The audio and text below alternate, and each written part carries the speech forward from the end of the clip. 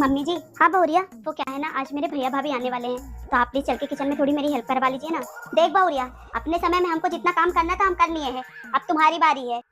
और हाँ, इस घर में मुझे इनविजिबल समझ, ऐसा समझ कि मैं इस घर में हूँ ही नहीं, जैसे मिस्टर इंडिया रहता है। ठीक है मम्मी जी, अब जा जाके अपना काम कर। A few moments later. सुनने में बड़ा दर्द हो रहा है। बहुरिया, ए बहुरिया, बहुरिया,